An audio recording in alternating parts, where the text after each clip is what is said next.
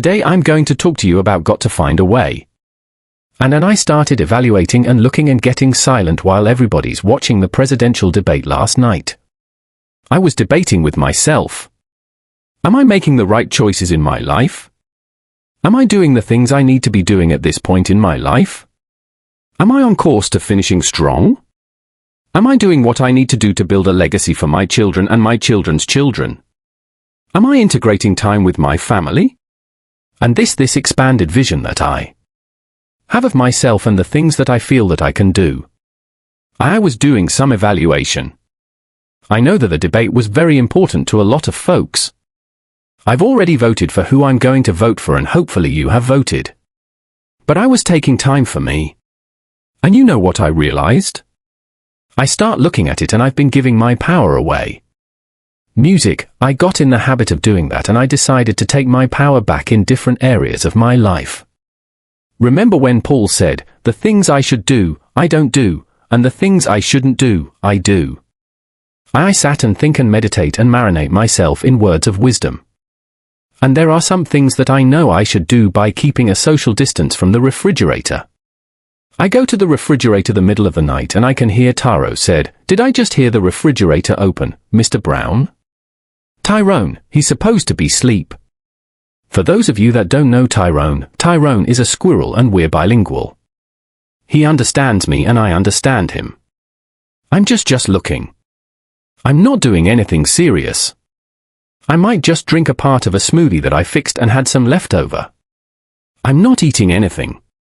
Okay, that looks like a fat boy move to me. There you go. There you go. Come on, man. Anyhow, music, I started thinking I've got in the habit of giving my power away to a lot of things. And when you give your power away to a lot of things, and power shows up in terms of energy when you find yourself giving energy to other people's problems, and then when you need some and you're going to need some, you feel so exhausted you don't have anything for self. I want you to like this page and share it. Like it and share it, cause this is a download. And so I quoted Yang Levon a lot. She said, give to yourself until your cup runneth over. And then give to others from the overflow. Give to yourself until your cup runneth over, and then give to others from your overflow. I want to talk to you about, and I want you to think about your goals and dreams, and think about where your life might be. You might be facing foreclosure or eviction, or lost your job, or just indecisive about what life has done to you and what direction you want to take your life in, or the relationships that are just toxic.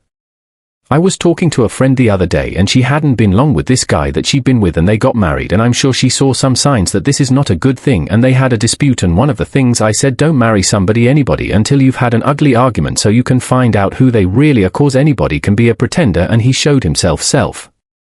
As my mama said, he showed his behind. Unfortunately, he wanted to get violent. And thank God she's the kind of woman I said, hey, you ain't got to do this a second time. First time, shame on you. Second time, shame on me. Okay. Vangelo said, if it walk like a duck, look like a duck, and quack like a duck, it's a duck. She said, you know what? It's not going to work. You got to go, oh, baby, I'm so sorry. I just lost it. MHM. I'm saying this is not going to work. Got to go. There's things that we give our power to that can weaken us. If you have a goal, a dream, something you're working on, your business, your professional life, and stuff that's going on in your personal life, it could be very distracting. People who have drama going on in their personal life. People who sit up and look at television and waiting for someone to snore. Waiting for them to start snoring before they can go and ease in bed. You know too much about that. I want you to like this page and share it. Okay? I want you to share. I keep it real, as the Bolivian said. I'm keeping it real. Can you feel it better? Up it here. Up in here. Music, there was a news conference my mother, she was interviewed when I had my talk show years ago, and a reporter asked her, Mrs. Brown, how did you know you could raise 7 children by yourself? You never had any children. And she said, I just believed that the Lord will make a way somehow. I want to share with you today what I learned from my mother. I learned a lot of things from her. But one of the things I learned from her, most of all that's important in this thing called life. Because in this thing called life, you were either in a problem or you just left one or you headed toward one. Have you noticed? Yes. And sometimes, I got up I said, I'm just look at toward the end of the debate. I just saw a little tad bit of it and I found it so exhausting. It's so much going on now. It's just tiring. You just want it to be over. And at the same time, we have to learn how we deal with it. I want you to think about your goals, about your dreams. I want you to hold a vision of the next greatest version of yourself. I want you to start seeing if you've suffered a major setback. I want you to get excited. And I'm asking something that is going to take some effort on your part. I want you to feel. There's something about feeling. I want you to feel the victory before it occurs. Why? Everything happens twice. First in the mind and in the without. I want you to feel and see in your mind's eye. Go to your imagination. The imagination is a preview of what's to come. Walt Disney. Go to your mind and feel relieved. I got through that. I got through that. Thank you, Lord. I got through that. Claim it. See it. And then start working on it. Tell us a little bit for those now you've impacted millions of people. So for those that maybe haven't, heard of you, which I would find surprising, what is next will be 50 years. I'm 74 now. I used to think people in their 40s were old. Now that I'm 74, I feel like I was shining shoes at the Lord's Supper. That's awesome. So give us a little bit of your history, a little bit of background. Well, I was born in a poor section of Miami, Florida called Liberty City, an abandoned building on a floor with a twin brother. And when we were 6 weeks of age, we were adopted by Mrs. My Brown. Whenever I gave a presentation now, I say that I stand on the stage because of 2 women. One gave me life, the other one gave me love. God took me out of my biological mother's womb and placed me in the heart of my adopted mother. And so, Mama, Mrs. Brown. She only had a 3rd grade education. She never had any children. And she worked on Miami Beach for wealthy families. She cooked for them and we ate food left over from the families that she cooked for. And she kept their children and we wore the hand-me-down clothes of the children that she kept. And so when I was in the 5th grade, I was labeled educable, mentally, and put back from the 5th grade to the 4th grade. And I fell again in the 8th grade. But I had met a high school teacher that was very much like you, TJ, a person who had energy and a passion to transform people's lives. And he asked me to work out a problem. I told him I couldn't do it. He insisted. I said, "Sir, I'm not one of your students." He said, "Do it anyhow." And the other student started laughing, saying, "He's lazy." He said, "What do you mean?" "He's got a twin brother, Wesley. Wesley is Spawn, but he's DT." And he said, "What's DT?" "He's the dumb twin." And they erupted in laughter and he came from behind his desk when I said, "I am, sir," and he looked at me and he said, "Don't ever say that again. Someone's opinion of you does not have to become your reality." And he interrupted my vision of ourselves. As you know, TJ, how people live their lives is result of the story they believe about themselves. Some psychologists call their self-explanatory style, and he interrupted that, and that's what your program does. That if the people who come, they have a story they believe about themselves, and you interrupt that story and expand their vision with your guests, with your knowledge, with your experience, and with your communication style, and dismantle their current belief system and inspire them to make new choices with their lives. So that's why I'm excited and honored to be on your that's really great cause. You're right, that explanatory style, we set up blind spots that tell us we can't do this, or we listen to what people say and we believe in some of those things sometimes and it's not true, right? Absolutely. Faith comes by hearing, and hearing even if it's a lie. And so what happens and why what the work that you're doing is so important, particularly when you consider we live in the greatest country in the world yet, and still since 1999 suicide rate in the United States has increased over 25%. And I tell you, I still have not gotten over the suicide of Tony Robin Williams and Anthony Bourdain. And it has been a very challenging experience. I can't even watch the old movies when they come on of a guy that I admired so very much who took his life, and Anthony Bourdain, I knew him, just a very nice guy. But I believe today and where my life is training messengers of hope. I mean that the speaking industry has been hijacked by people speak to sell. I speak to transform lives. And I believe you transform people's lives. They're going to want to purchase your products.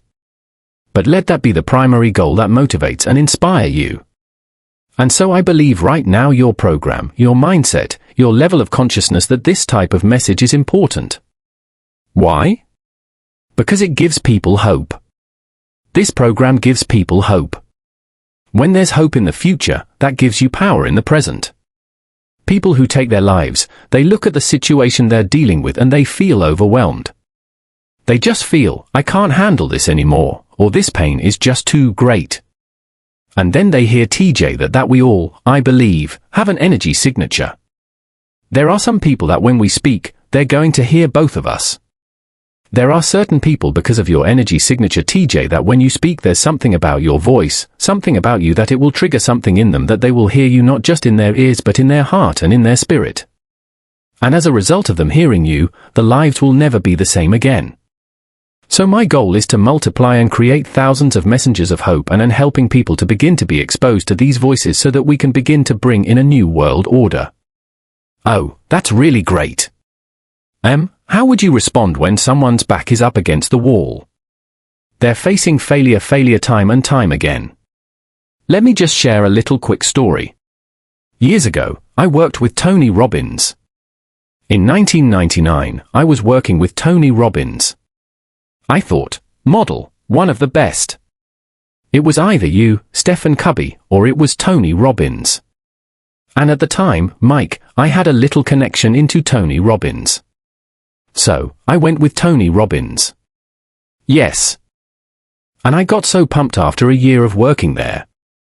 I gave over 240 presentations. What a great training opportunity as I traveled the country and just was able to present so many times. And finally, he sat on stage talking about living your dreams. He said, when would now be a good time? He told the 5,000 people audience. And I remember I nudged my wife and I said, that's my calling, man. I am making an excuse for myself.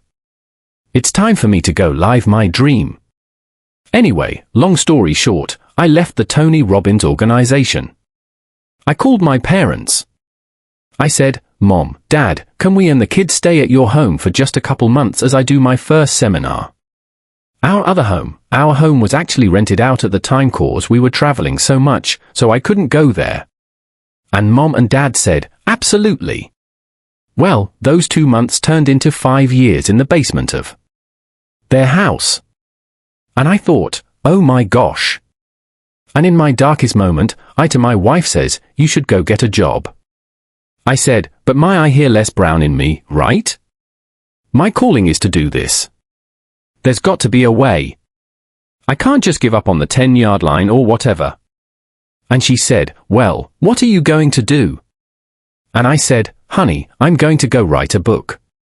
And she said, you're going to do what? You're going to do, have you even read a book? Anyway, I said, I'm going to go write a book. And we had a car repossessed. So we ended up with one card. And I decided I can't write where the kids are. So I drove down to the grocery store parking lot and I started to type, and 2 months later If You Think You Can was written, and I'm telling you it was published about 3 months later, and from then my world in 2005 turned overnight. That book became an international bestseller back in 2005 and we just came out with the 15th version.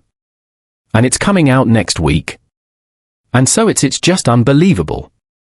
As I have always told audiences, believe in yourself, believe in your dreams, figure out the right strategy, but never give up. I don't know how do you counsel people to respond to those kinds of challenges without giving up? Well, first of all, we always have a choice. There's something in us, TJ, as you know, that's greater than anything that we face, even though we have no evidence to point to prove it.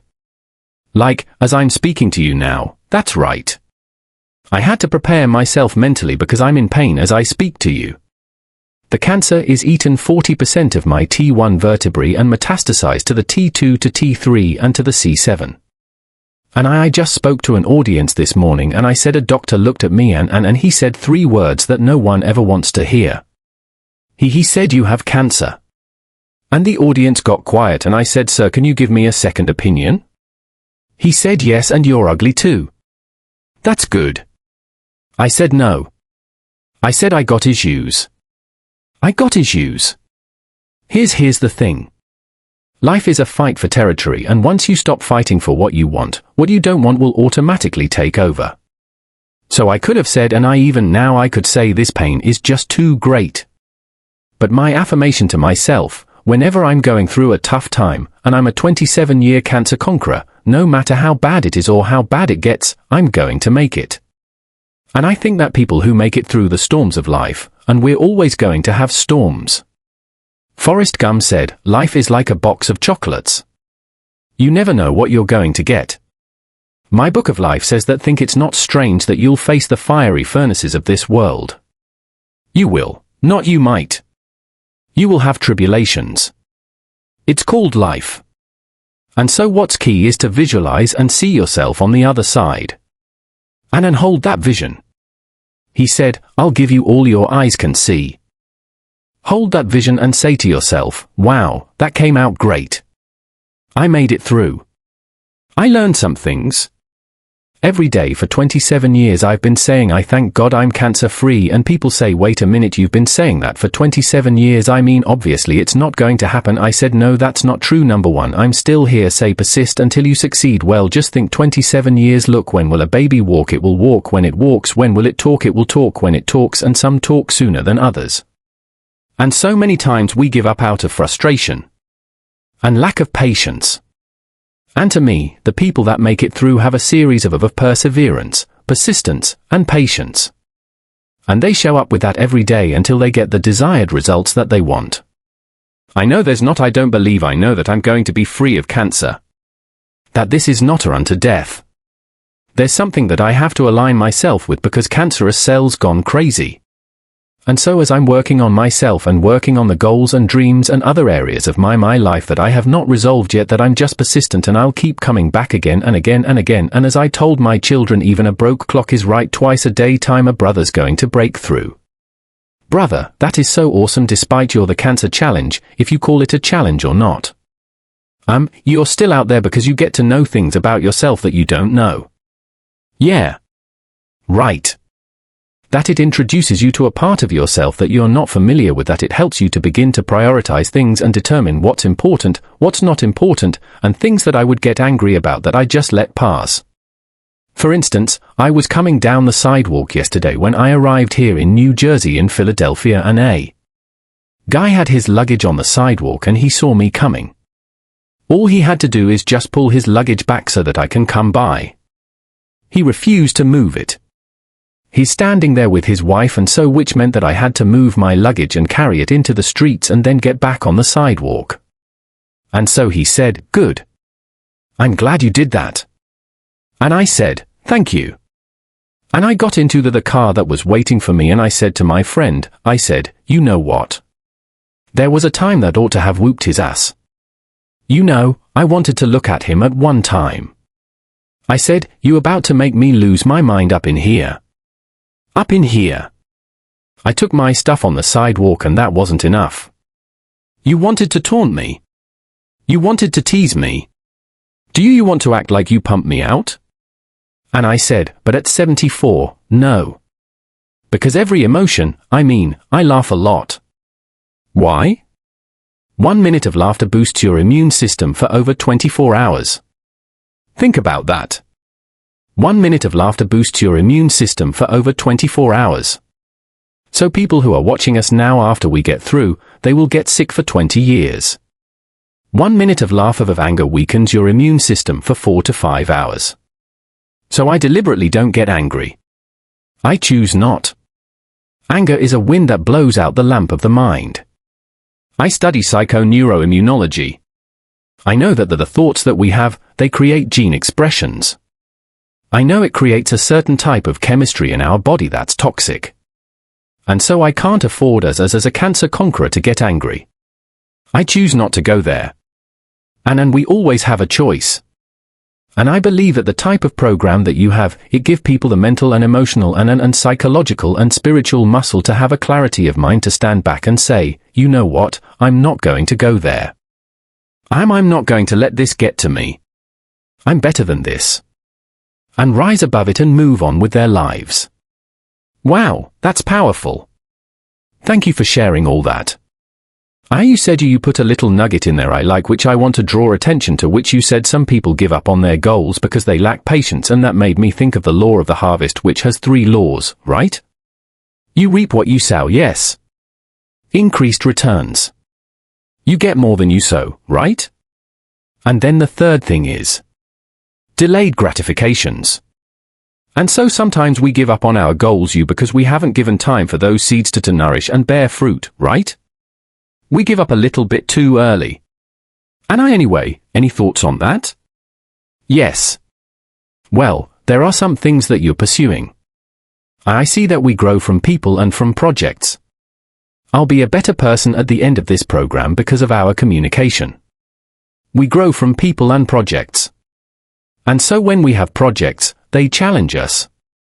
Why? Because we always, if we want to grow and we're serious, choose projects that's beyond our comfort zone.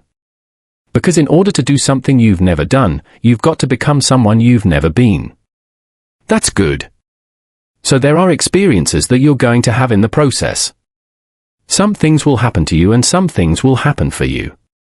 And so I believe that those things that happen for us that sometimes we're aware of but most of the time we're not. That's what psychologists call your scutwa, your blind spots, right? That AA lady, she's an intuitive, and she wrote me a note when she found out that I was a 27-year cancer conqueror, and she says, this is not unto death to you. She said, search your heart and find out what's there because, and she was one of the people that gave me a book years ago that I read called Who's the Matter with Me? And when I realized TJ, and this is the first time I ever talked about this publicly, that somewhere in me that I had not consciously recognized that I had anger at my birth mother and father. How can you bring someone in this world who didn't choose to be here and walk away? And even though we are told forgetting those things which are behind, reaching forth unto those things which are before, I woke up in the middle of the night, and sometimes you can get a message from a movie, right? And it was movie with Tom Cruise as Carl Magnolia, and I never saw the whole movie, but there was a quote that woke me up around 3:15 I never forget, and the quote was, we might be through with our past, but our past is not through with us. And so I have unresolved stuff in me because for a period of time I saw myself as have been given away. But there's been a shift in my consciousness. Now I look at my life and I realize I was chosen with love. That God took me out of my biological mother's womb and placed me in the heart of my adopted mother. And that's why I know now that I've come to grips with now that someone I had to get some help. And I believe ask for help, not because you're weak, but because you want to remain strong, and ask for help and don't stop until you get it. And I said, you said this is not unto death for me. Search my heart. And I said, can you help me go there? And she did. Because sometimes somebody can take you to a place within yourself that you can't go by yourself. And in that session, I realized the anger and the hatred that I had for 2 people that I don't even have faces for. I've never seen my birth mother, a birth father. And so I had to resolve that. I had to forgive myself first and then forgive them, and that's when the healing takes place, because cancer ourselves gone crazy. Yeah. And so now as I move to a place of love, God is love, and he who dwelleth in love dwelleth in God, and God in them. As I move to a place of love for them, that now I'm in harmony and in integrity with who I am as a person, and I have forgiven myself. I've forgiven them, and I'm living this mission of making the world a better place, and how I found it of being a source of light and hope and inspiration for people, and you're doing an awesome job. There is no long-term benefit for being a grudge holder. Holding resentment toward people. I always tell people say, well, do things bug you? Well, things bug me. But listen, I don't live there. And I always tell people, I let things roll off my back. You could criticize me all day long. And you know what? I'm not going to internalize that, right? Because I know who I am and I'm thankful for who I am. Anyone? Yes. And that is real because the stuff we take on, they said hating someone is like drinking poison and say, okay, now you're going to die. No, it's not going to happen like that. Yes. No, we all need coaching on how to let some things go. One of the things that I teach is let go of be dragged.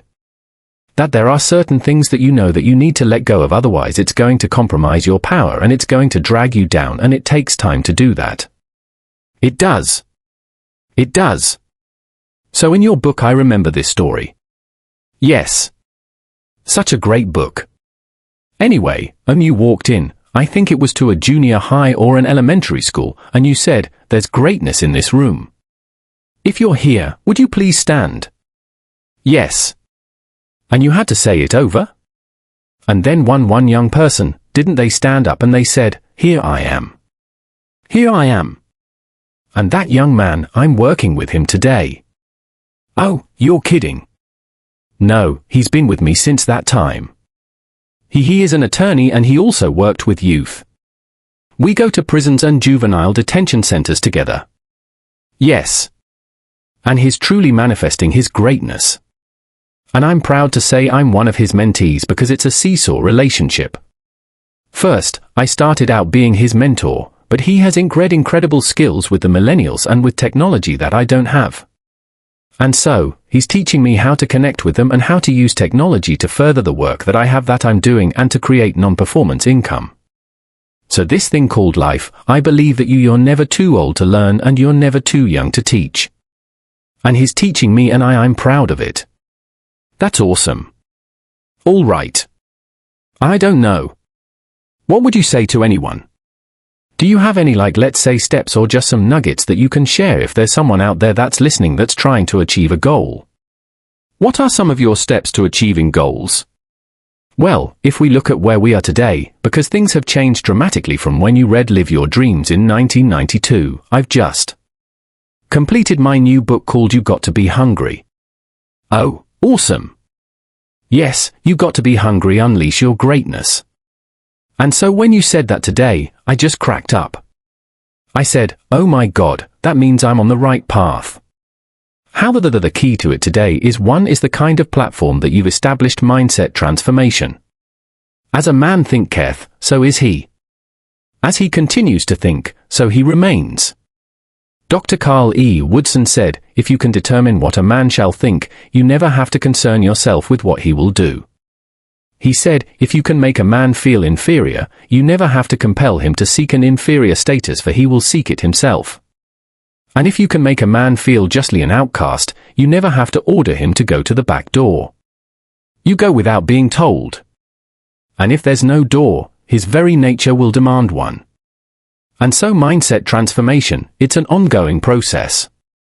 The next thing that's very important is to upgrade your skill set. And that this is the era of the 3 Cs. Accelerated change, overwhelming complexity, and tremendous competition. So you want to find at least 3 areas that you master, that you do that extremely well. I train speakers how to tell their story, and so I can teach them how to become a global voice. And in addition to speaking and training speakers, I also know how to tell a story. I know how to present with power. I know how to speak with my power voice. ALO got a training coming up in December called Discover Your Power Voice and Master Your Cash Flow. So by my speaking and my training speakers, and the next thing that I'm able to do, I can sell a product, I can sell a concept. I used to be a salesperson for Sears. And so through my skills as a speaker, as a trainer of speakers, and as a person who can sell presentation power to make a point to bring out the best in people or to sell a product. Those are 3 areas that allows me to control my personal economy. So the average person, if they are serious about learning how to control their destiny and controlling their own personal economy, they have to be engaged in continuous ongoing processes to upgrade their knowledge and their skills. Knowledge is the new currency. We're going toward a time that's called the end of work, that because of technology, over 20,000 jobs according to the Department of Labor being lost every day. So we're going toward a time where the majority of that jobs will be done by artificial intelligence or robots, and that's not too far away.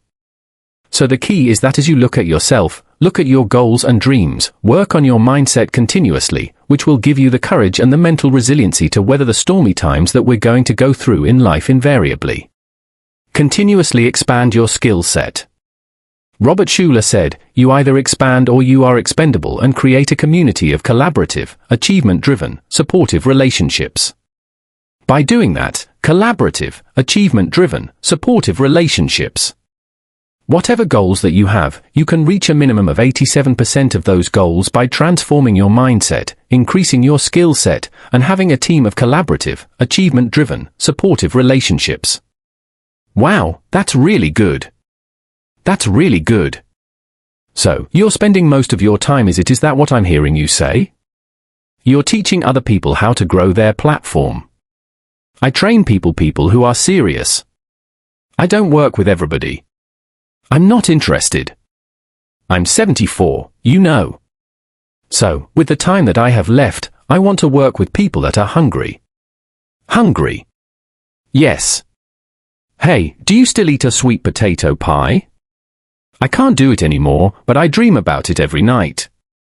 I want to get a six-pack like you. I got a one-pack now to cover it up. Oh, man. Some things hasn't changed, man. I feel like I'm laying in my bed listening to Les Brown when I was a teenager right now. Oh my goodness. Yes, man. You have to meet you now. I can't wait for us to meet face to face. What city are you in? I'm out of Seattle, and so okay. Excellent. Welcome to the United States. So, I look forward to coming there. Are you going to be up here soon? No, I haven't. I have. That's been on the schedule for years. It's been over 20 years if not been to see. Oh, has it really? Well, I'll have to fly out to you somewhere. How about that? I want us to share the stage together. I like to see you before an audience. Are you being serious? I'm being serious. Why not? I don't put things off anymore. And I think about Wayne D.Y. and I had planned to do a special for PBS to raise funds for them because the Trump administration cut the budget of public television. And we kept putting it off. And then he called me and said, "Les, I want you to meet me in Orlando. Let's go and sign the deal." And I said, okay. And a few days later, somebody called me and said, "Are you online?" I said, "No." Said, "Go online." "Have you heard?" I said, "Heard what?" "Wayne Dyer is gone." And I said, "Come on, we just talked. We got a meeting scheduled for PBS. We're going to do a special together." Said, "No, that's not happening. He died of a heart attack in his sleep. And so now I teach people live each day as if it were your last." I remember when I was married to Gladys Knight, we were in Las Vegas and Frank Sinatra was at our table and I overheard him say to a guy, "Live each day as if it were your last because one day it will be." Wow. If you're serious about that, and I believe you are, yes, you tell me when and where to be. I will fly there. I will be there.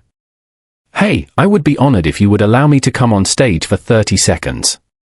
Oh, I know. We're gonna do it. I tell you what, I'm going to schedule an event in LA, so I'm going to have you on there. So, we'll make it happen. All right, let's do that. Hey, listen, Les, there's so much more we could talk about. I just want you to know that I'm privileged to know you.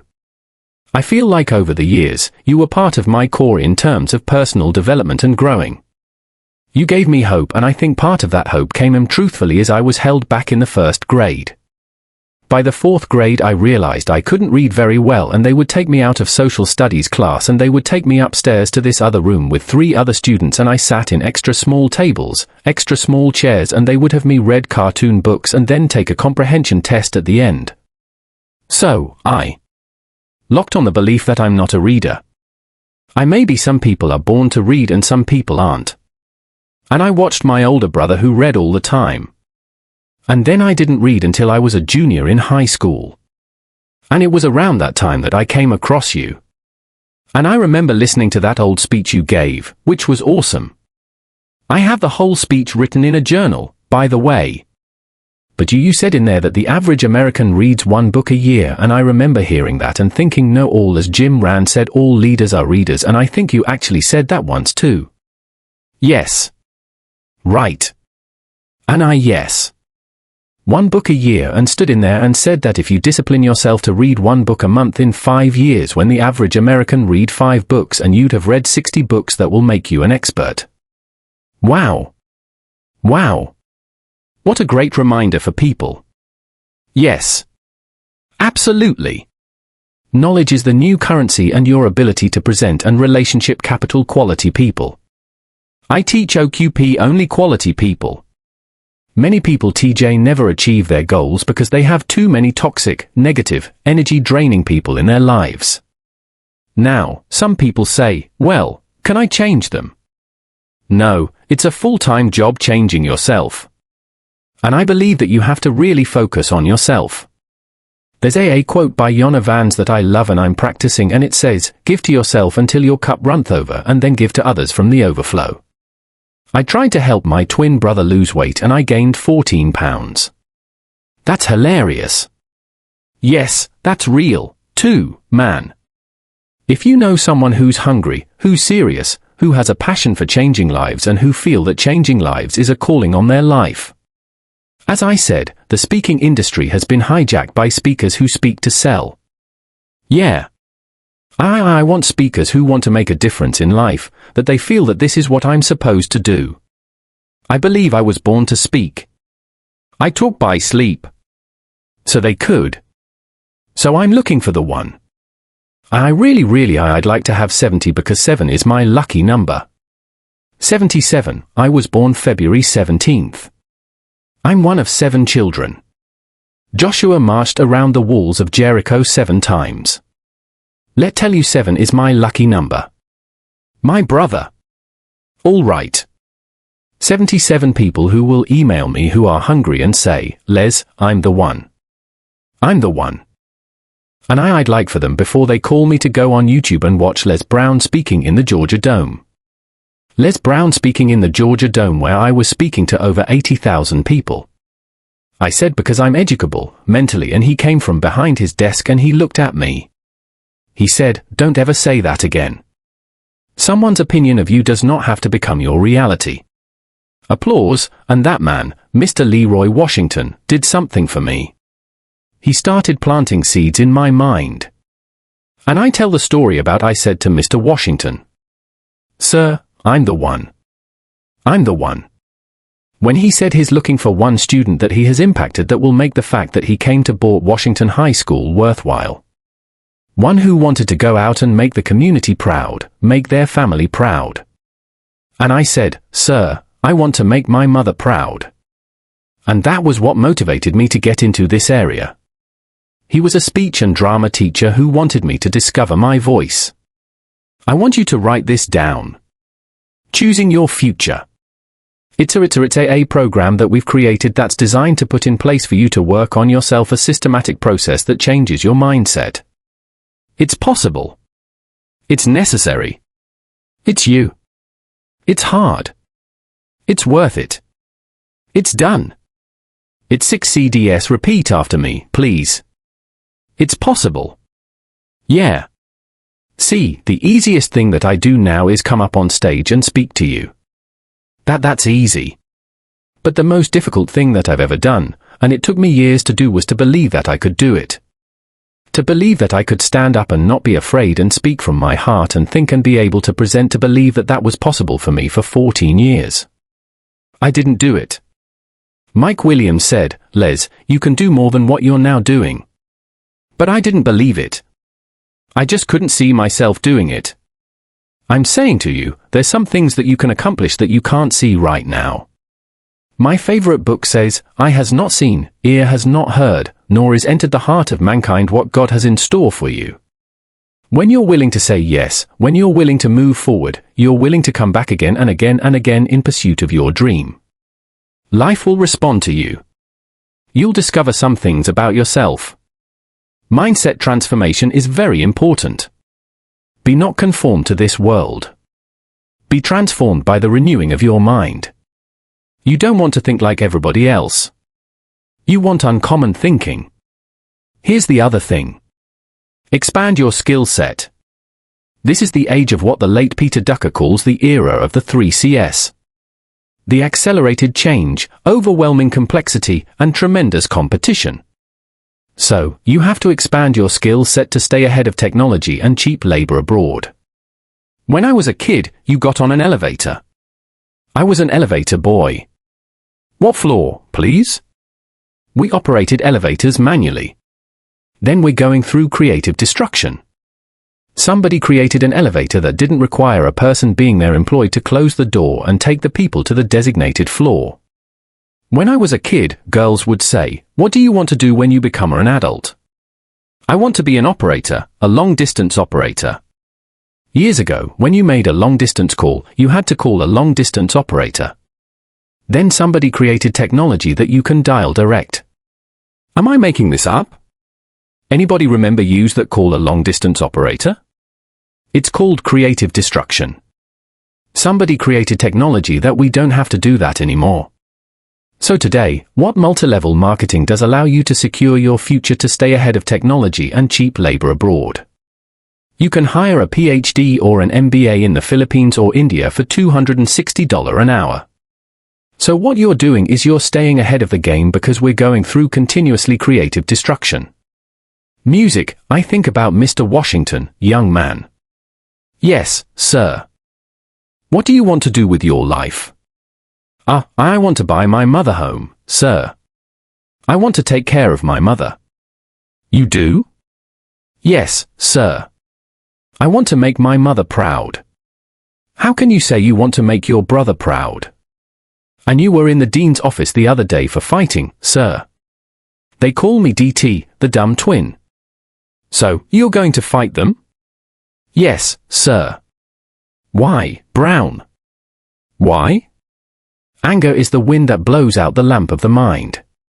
How do I get even, sir? Tell me. They pick on me all the time because it takes me longer to learn things than others. I'm not like my sister at the University of Miami. I'm not like my brother. They always compare me to him. Mr. Brown, you want to get even? Yes, sir. He said, you have a good memory, young man. Yes, I do. Yes, I do, sir. Remember these words by Frank Sinatra. The best revenge is massive success. Applause, music, become massively successful. That's how you become even. Thank you, sir. Mr. Brown. Yes, sir. Why did you sign those papers? What are you talking about? You're the first student in special education that was labeled educable, mentally put back from the 5th grade to the 4th grade. You failed in the 8th grade. I fought for you. I saw something in you. You've got greatness in you.